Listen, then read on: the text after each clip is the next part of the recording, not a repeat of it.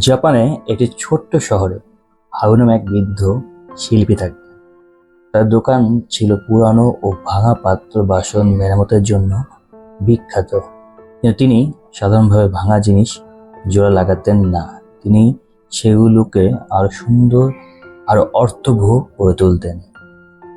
একদিন এক তরুণ মেয়ের একটি মূল্যবান কাপ ভেঙে যায়, যেটি তার মায়ের স্মৃতি হিসেবে ছিল। সে কাঁদতে কাঁদতে হারুর দোকানে যায় এবং বলে, আপনি কি এটা আগের মতো করে দিতে পারবেন? হারু কাপটি হাতে নিয়ে হাসলেন। তিনি বললেন, আমি এটাকে আগের মতো করব না, আমি এটাকে আরো সুন্দর করে তুলব। তিনি শুরু করলেন জাপানের বিখ্যাত কিনসুগি শিল্পের কাজ, যেখানে ভাঙা পাত্রের ফাঁকাগুলোকে সোনার গুঁড়া মেশানো গুলো দিয়ে জোড়া লাগানো হয়। প্রতিটি ফাতল যেন নতুনভাবে জীবনের কাহিনী বলছে। কয়েকদিন পর কাপটি যখন মেয়েটি হাতে তুলে দিলেন, সেটি আগের চেয়ে অনেক বেশি মোহনীয়।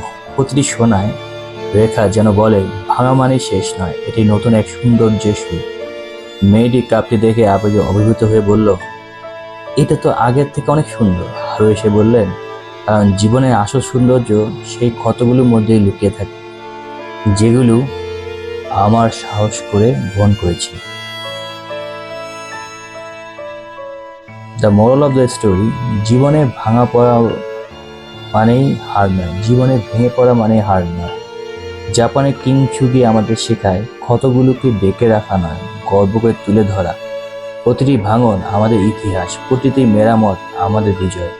আপনি যদি কখনো ভেঙে পড়েন, মনে রাখবেন আপনি নিজের জীবনের শিল্পী। আপনি চাইলে সেই ভাঙা অংশগুলোকে সোনার রেখায় মোড়াতে পারেন এবং তখন আপনি হবেন আগের চেয়ে অনেক বেশি অনন্য ও অমূল্য।